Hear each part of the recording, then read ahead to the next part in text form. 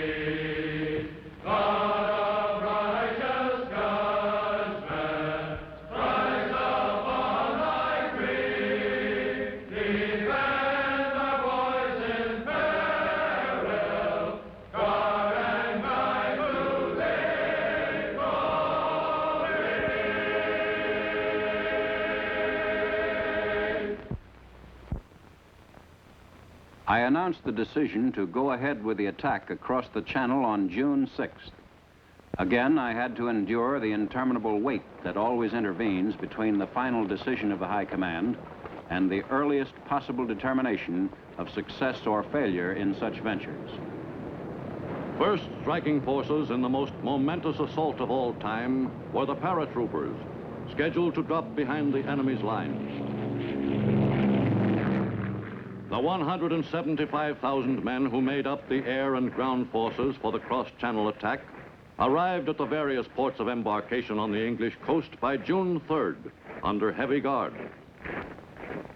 The thousands of ships and small craft which comprised the invasion fleet were waiting in readiness to take aboard their human cargo.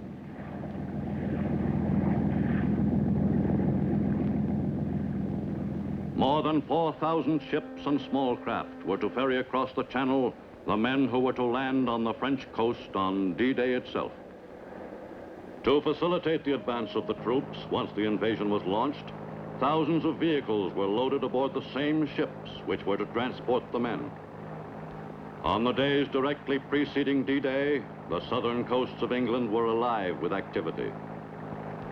The Allied invasion forces were bracing themselves for the mighty effort which at that moment was looked upon by many as the greatest military gamble in history. In spite of the vastness of the force of men and equipment involved in the attack, preparations for the departure of the assault units were conducted smoothly and efficiently.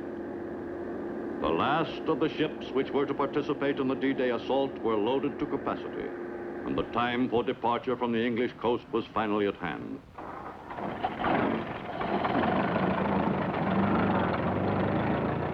In the late afternoon of June 5th, D-Day -1, all preparations finally ended.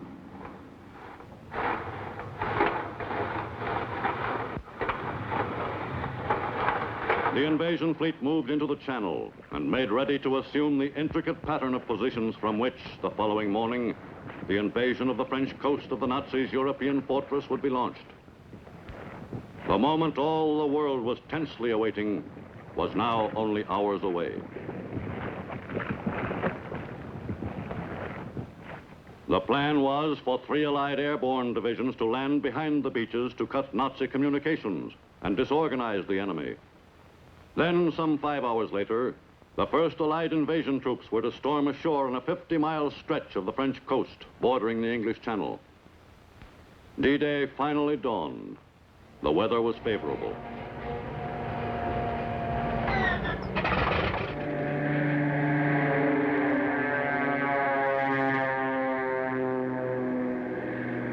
The attack on the French coast was stepped up.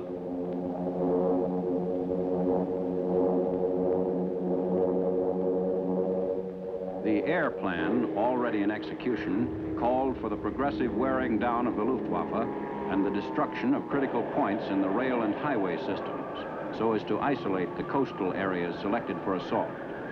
For D-Day, the air forces were charged with the responsibility of demolishing selected targets in the enemy's coastal defenses, of providing overhead cover, and rendering general fighter-bomber support. The Nazi planes that got off the ground didn't get very far.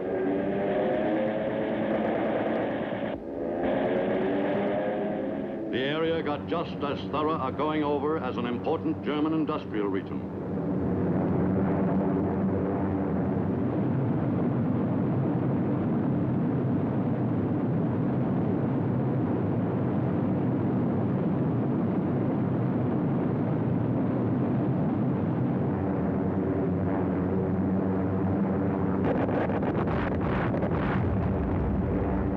Allied pilots gave it the A treatment.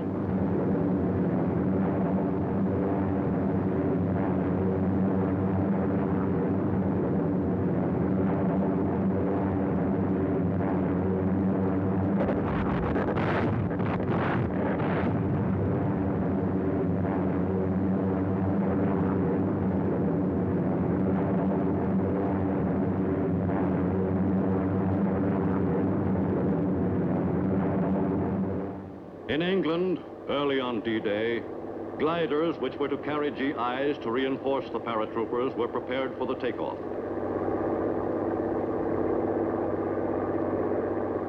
The first group of 51 gliders carried about 150 men, plus anti-tank weapons, to be landed before the beaches were invaded.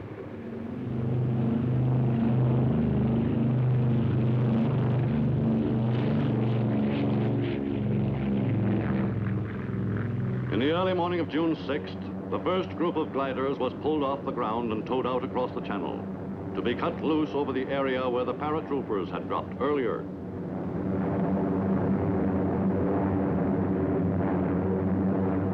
The small fields in which they were forced to land caused serious losses.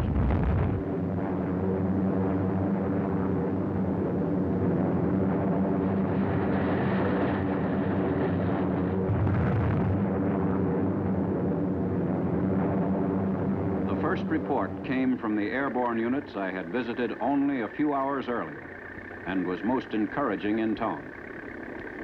San Mary-Glees was the first town to be captured by American paratroopers early on D-Day morning. In addition to seizing key spots to facilitate the advance of the major forces, the airborne troops proved invaluable as scouts. One of their most important functions was the determination of enemy strength throughout the French coastal provinces.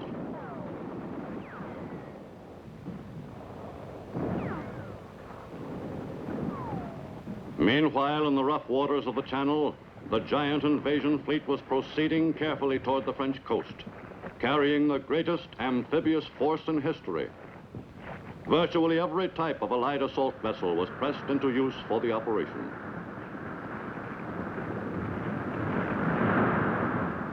The invasion armada had a complement of 4,100 ships and small craft and carried 150,000 troops, thousands of vehicles and weapons, and tons of supplies. In spite of close quarters in the Channel, the vast invasion fleet made the crossing successfully, suffering the loss of not a single vessel by German action.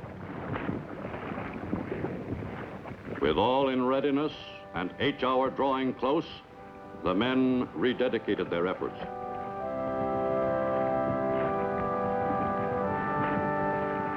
The GIs and the Navy gun crews waited expectantly for an enemy air attack, but strangely, there was none. One of the most important and dirtiest of preparatory jobs was done by the minesweepers, which moved in and exploded mines just off the coast, clearing safe channels for the assault boats. Losses among the 200 minesweepers engaged in this hazardous mission were slight. The Germans, though surprised by our attack in relatively rough weather, were quick to contest the invasion. The coastal defenses, which they had spent years in preparing for this moment, were readied for action without delay. In the early morning hours just before H-hour, when Allied troops were scheduled to set foot on French soil, the showdown battle of Europe was begun. While the troops prepared to go ashore, the savage battle for domination of the beaches started. Allied warships trained their heavy guns on the German coastal defenses, which had not been knocked out by the Allied air bombardment. As usual, the destroyers, in closer to the beach, drew the enemy's fire.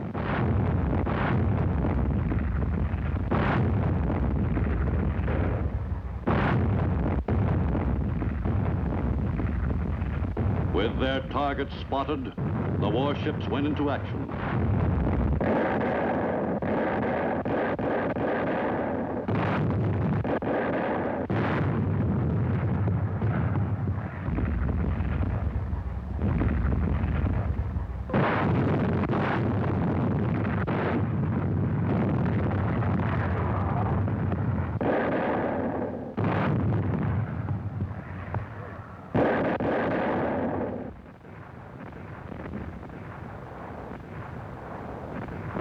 While the battle raged on, the transports prepared to send their troops ashore. The men embarked calmly on the last leg of their trip. For some, this was their first time in action. Prepare the cast off! After the planes and the warships had done their jobs, the final outcome of the mighty battle depended largely on the infantrymen. The GIs and the landing boats were fully aware that they were the center of attention. Springing to the defense of their European fortress, the Germans prepared to mass their strength in the area of our landings for a heavy counterblow. Somehow they hadn't been expecting an Allied landing at that exact time.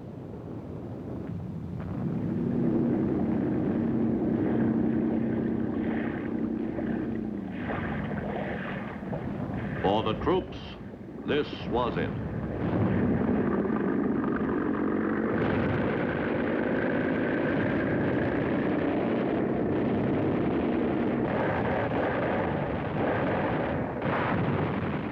The British and Canadians, forming the British Second Army, landed on the left flank of the assault against determined Nazi opposition.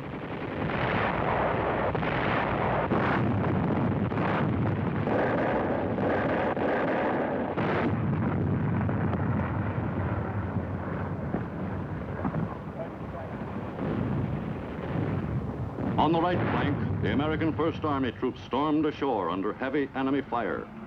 Our victory in World War II hung in the balance. Three American divisions poured ashore on Omaha and Utah beaches and fought desperately for a foothold. It looked like a tough battle ahead, with the issue very much in doubt.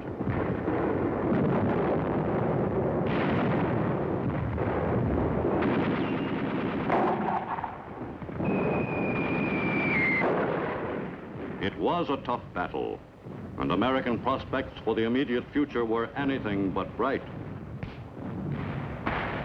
Casualties on D-Day were heavy, especially on Omaha Beach. 3,000 American soldiers were killed, wounded, and missing on Omaha Beach alone on that first day. Along some of the beaches, landing conditions were highly unfavorable. Some of the landing boats were badly swamped, and the soldiers in them had a grueling time making the shore. They were in no condition at all to battle the Germans. Fortunately, the number of men who had to be pulled out of the rough sea was fairly small, and so the combat strength of their units was not seriously diminished.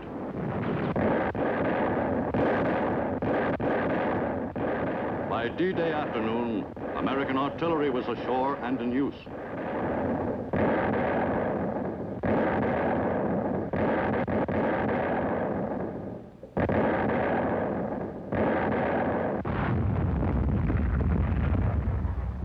In the late afternoon of D-Day, some of the beaches were secured, and the troops began the drive inland to keep the enemy off balance.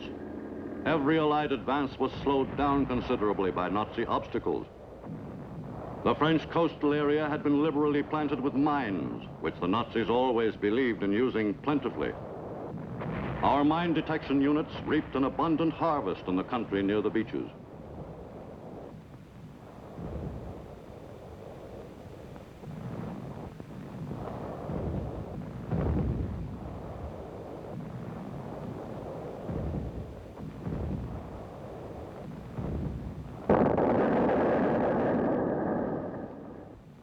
Although the offensive was hampered by the innumerable Nazi mines, the detection units cleared the areas quickly, enabling the troops to move forward without much delay.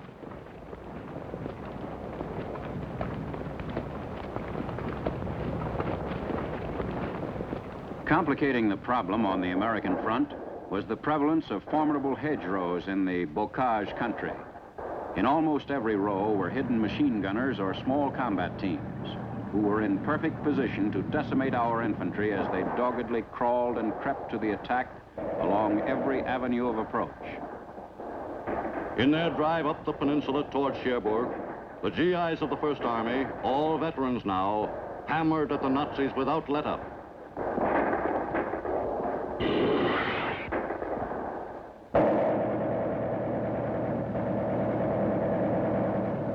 There were no large-scale surrenders, but enough prisoners were taken to supply Allied intelligence officers with up-to-the-minute information about the enemy.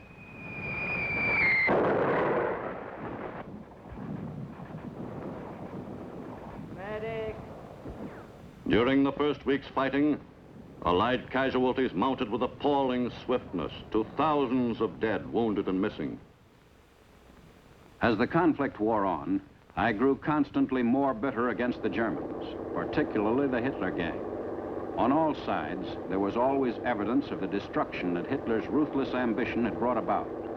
Every battle, every skirmish demanded its price in broken bodies and in the extinction of the lives of young Allied soldiers. Hundreds of broken-hearted fathers, mothers, and sweethearts wrote me personal letters begging for some hope that a loved one might still be alive. Every one of these I answered, and I know of no more effective means of developing an undying hatred of those responsible for aggressive war than to assume the obligation of attempting to express sympathy to families bereaved by it. Wreckage littered the landing areas, particularly at Omaha Beach, where rough seas and very heavy German fire resulted in the disabling of quantities of our landing craft. On June 7th, the day following the first landings, General Eisenhower, accompanied by his naval commander-in-chief, Admiral Ramsey, toured the assault area offshore by destroyer. The weather had improved considerably, thus making it possible for the Allies to follow up their initial success by quickly landing reinforcements and large quantities of materiel. The period from D-Day to our decisive breakout was a definite phase of the Allied operation. From the day we landed, the battle never settled down, except in isolated spots, to anything resembling the trench warfare of the First World War. But it was the possibility of such an eventuality that we could never forget. Bradley had predicted that the capture of Cherbourg was going to be a rather nasty job, and counted on speed and boldness as much as upon the strength of his assaulting forces to gain an early decision in that area. His estimate was 10 days if we are lucky, 30 if we are not. All such predictions depended, of course, upon our success in maintaining the scheduled buildup. The landing tables provided in great detail for the daily and hourly arrival of given quantities of every kind of fighting unit, sandwiched in between the ammunition and other supplies which were required not only for the daily operations, but to provide the reserves to sustain continuous action once we should pass to the decisive stages of the battle.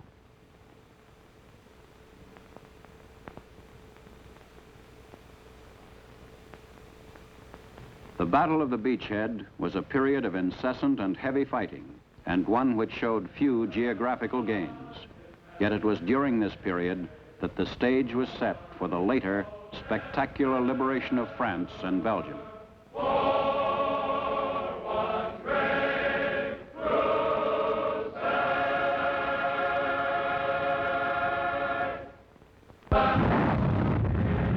Be sure to be with us for the next thrilling episode of Crusade in Europe, showing